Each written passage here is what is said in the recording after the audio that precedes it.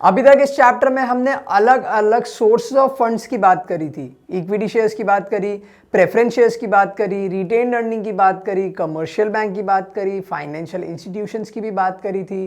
ठीक है, बहुत अलग अलग सोर्सेज हमने देखे थे दैट एनी बिजनेस और any organisation will keep in mind जहां से उनको पैसा मिल सकता है।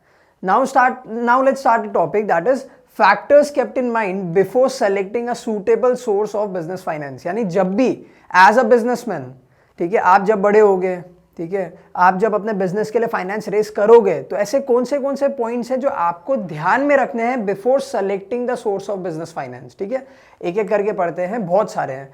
First is cost involve. याद है मैंने आपको बताया था फ्लोटेशन कॉस्ट होता है। What is the meaning of flotation cost, आपको पता होना चाहिए। फ्लोटेशन कॉस्ट का मतलब होता है the cost that is incurred to raise the finance. यानी अगर आपको पैसा रेस करना है, वो पैसा रेस करने के लिए कितना पैसा आपको अपनी जेब से खर्चा करना पड़ेगा।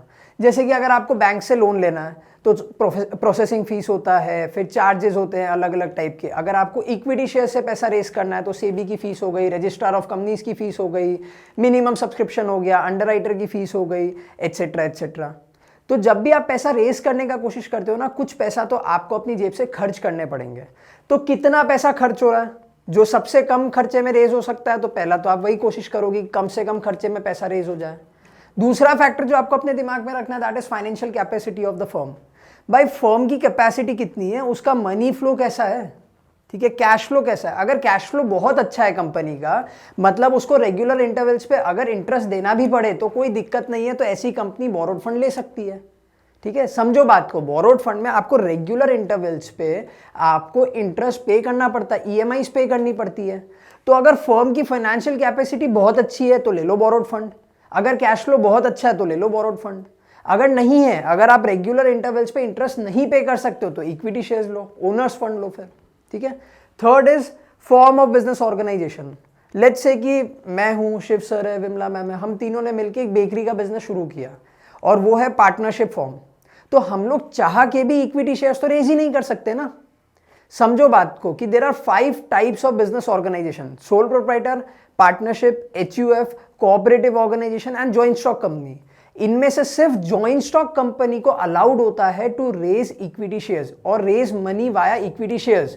तो और कोई भी फॉर्म ऑफ बिजनेस ऑर्गेनाइजेशन है अगर, तो वो मनी मार्केट से ही डील कर सकती है, वो कैपिटल मार्केट यानी कि इक्विटी शेयर्स में तो जा ही नहीं सकती। तो एक और चीज जो आपको ध्यान में रखनी है before raising the business finance, कि आपका बिजनेस ऑर्गेनाइजेशन किस फॉर्म का है। अगर आप सोल प्रोप्राइटर हो, पार्टनरशिप हो, एचयूएफ हो या फिर कोऑपरेटिव हो, तो आपके पास में ऑप्शन ही नहीं है but to go for borrowed fund. But अगर आप एक जॉइंट स्टॉक कंपनी हो तो हो सकता है आप इक्विटी शेयर भी रेस कर सकते हो। समझ में आया? Next is time period. अब ये भी डिपेंड करता है ना कि आपको जो पैसा है वो कितने टाइम के लिए चाहिए। अगर आपको परमानेंट टाइम के लिए पैसा चाहिए तो go for owners fund, go for equity shares, because they are a source of long term capital और परमानेंट कैपिटल। वहीं पे अगर आपको शॉर्ट पीरियड के लिए चाहिए, लेट्स से 6 मंथ्स 3 मंथ्स, तो you can go for inter corporate deposit. ठीक है, या फिर अगर आपको बैंक लोन चाहिए तो आप वो भी डिसाइड कर सकते हो आपको शॉर्ट टर्म के लिए चाहिए या लॉन्ग टर्म के लिए चाहिए। तो एक और फैक्टर जो आपको ध्यान में रखना है that is the time period. Next is the risk involve. Risk involve का मतलब क्या होता है कि भाई वो पैसा कितना रिस्की है। लेट्स से एक बिजनेस की बात करते हैं। अगर एक बिजनेस बोरोड फंड से पैसा रेस करती है तो क्लेम ओवर एसेट भी चला गया, यानी हो सकता है उसको अपनी एसेट मॉर्गेज करनी पड़ रही है, साथ साथ में उसको रेगुलर इंटरवल्स पे शायद इंटरेस्ट भी पे करना पड़ेगा। तो अगर आप एक फर्म के पॉइंट ऑफ व्यू से सोचोगे तो शायद ये सब चीजें भी आपको कंसिडर करनी पड़ेगी कि कौन से फंड में कितना रिस्क है और कौन सा फंड कितना रिस्क फ्री है। सिंपल है। नेक्स्ट होता है कंट्रोल। कंट्रोल का मतलब क्या होता है? एक कंपनी हमेशा ये देखती है कि भाई मैंने पैसा तो ले लिया पब्लिक से, क्या मुझे अपने कंपनी का कंट्रोल भी देना पड़ेगा? हाँ, हो सकता है। कब हो सकता है? जब आप इक्विटी शेयर्स से पैसा रेस करते हो। तो अगर कोई इंसान है, अगर कोई कंपनी है जो अपनी कंपनी का कंट्रोल डाइल्यूट नहीं करना चाहती है, तो ऐसे केस में उनको बोरोड फंड से पैसा रेस करना चाहिए। If they are okay diluting the control तो they can go for equity shares. Simple. Next, ease in raising. भाई ये भी एक इंसान देखेगा ना कि पैसा भी चाहिए, उसके बाद में बहुत ज़्यादा डॉक्यूमेंटेशन या फिर बहुत ज़्यादा प्रॉब्लम्स या फिर बहुत ज़्यादा लंबे प्रोसेस में उसको नहीं फंसना है।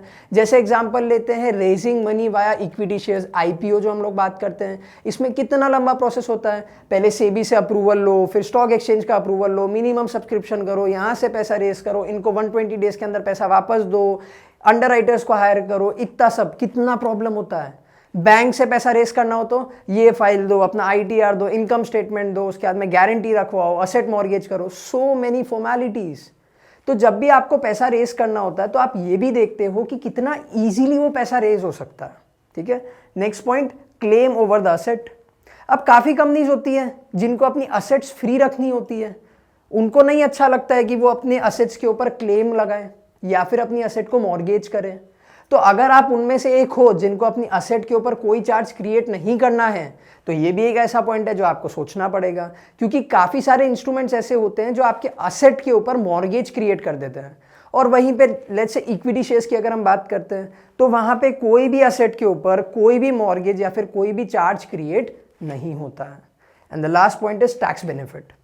काफ़ी केसेस में जब कंपनी पैसा रेस कर दिया, लेट्स से कि कंपनी ने बैंक लोन लिया है, तो बैंक लोन पे आप जो इंटरेस्ट देते हो ना, वो आपके प्रॉफिट में से माइनस होता है। तो मतलब क्या हुआ, आपको कम टैक्स देना पड़ेगा।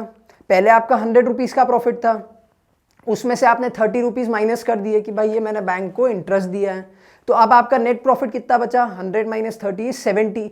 तो अब आपको 100 रुपीज़ पे टैक्स नहीं देना है, अब आपको 70 रुपीज़ पे टैक्स देना है। तो ये भी एक ऐसा पॉइंट है जो आपको ध्यान में रखना है। अगर आप टैक्स बचाने की सोच रहे हो तो कुछ अलग सोर्सेज आपको चूज करने पड़ेंगे। वहीं पे if you are okay paying higher tax, तो आप कोई और सोर्स सेलेक्ट कर लो, वेरी सिंपल। तो ये वो सारे फैक्टर्स थे जो आपको ध्यान रखने पड़ेंगे when you start your own joint stock company और अ सोल प्रोप्राइटर और HUF और a partnership. But these are the factors that you will have to keep in mind before selecting the suitable source of business finance.